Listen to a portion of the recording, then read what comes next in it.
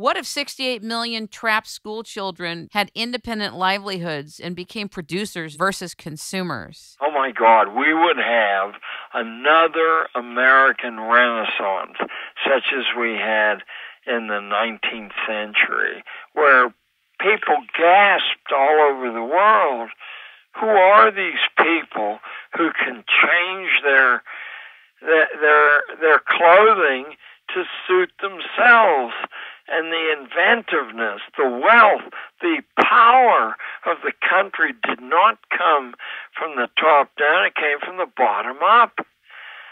It just astonished the world. I mean, has it ever struck you that the United States is almost literally the only place in the world anyone else ever wanted to come to? I mean, bits and pieces here and there.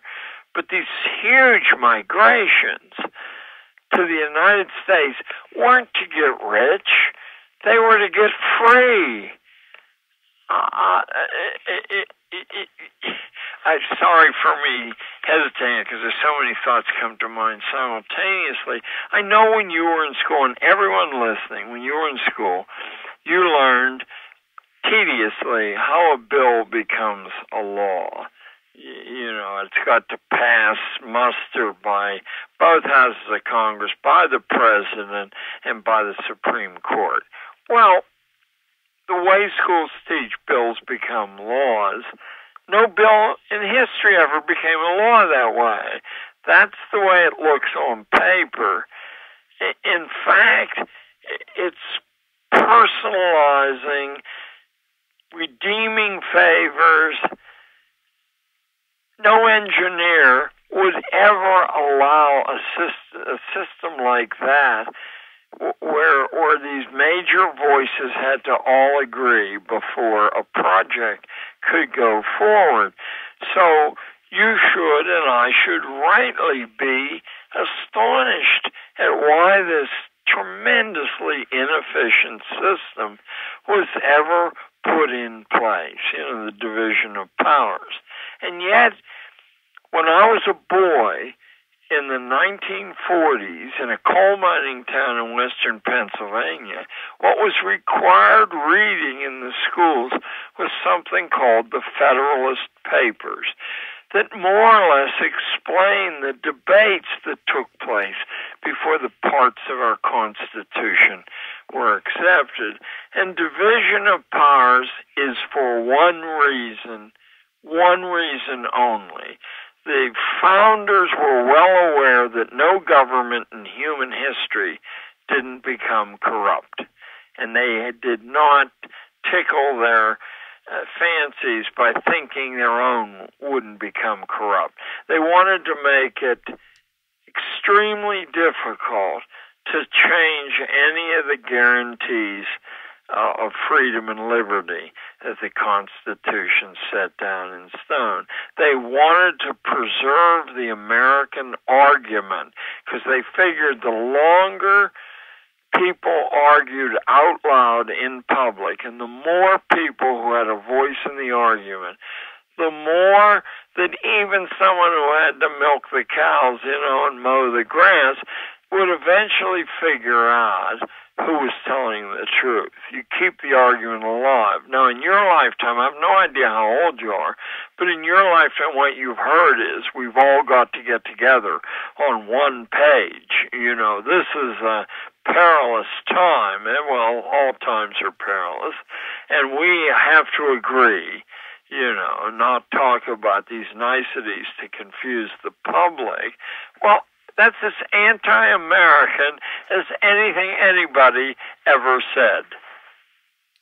These guys, Jefferson said, we have given you liberty, but I fear unless we have a bloody revolution every 20 years, you will not be able to hold on to it.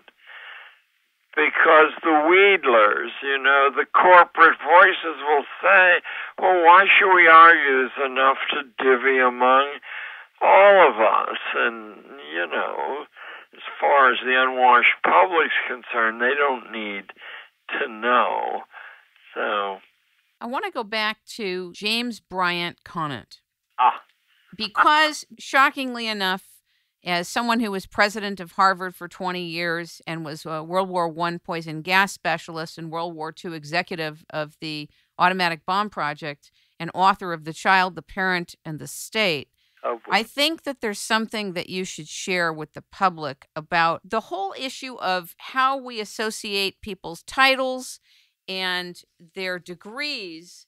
We think that their degrees somehow make them of value or make them good or somehow make them trustable. Probably the great authority on this was the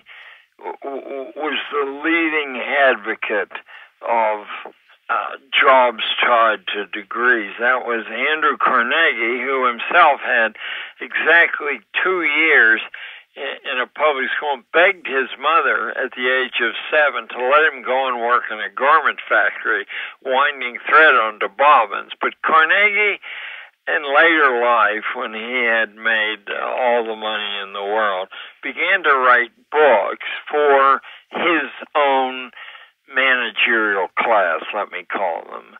The language isn't very complicated, so anyone can read them, but they were deliberately aimed at the managers of the economy and of the society.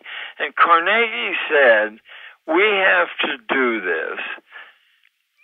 Let me see if I can do this economically. He said, we have to do this not because it will give us the best architects and surgeons and whatever you want to name, but because this way they can be kept under control by the policy-making classes. And this is the only way to impose rationality on society. Now, since the obvious contradiction between his own upbringing and what he's now advocating behind the scenes for the country is so glaring, Carnegie said that it's regretful in a way that we can't do it the way we did it in the past. He said, but society now is too complicated, the nation is too big, and we have to go for security, stability, rather than excellence. How about that? Well, that's another takeoff of the Prussian system of making the populace manageable, right? Oh, yes, but Carnegie was, like Rockefeller, they were both addicted to Darwin's call in Descent of Man, that the responsible people in society had to swallow their sentimentality, understand, he didn't use the word trash, but I'm going to say that most people are trash, and proceed accordingly in order to further the interests of evolution. It wasn't 10 years ago that I was invited to speak at the Mark Hopkins Hotel in San Francisco by a conference calling itself the Annual Bionomics Conference. So, being somewhat interested in a word I had never heard before, I did some digging, and you really have to do some digging. I mean, the stuff's there, but it's not all on the surface. Turns out that at the turn of the 20th century, leading American schoolmen like the guy who was president of Stanford for 30 years, his name will come back to me in a moment, the Harvard people, the Princeton people, these people decided to take charge, that a project worthy of their advanced status as human beings would be to take charge of evolution and to guide it, to make sure that the best people bred with the best people, and so on. A whole lot of what we recognize as the class structure of the United States, like elite private men's clubs or university clubs, college clubs.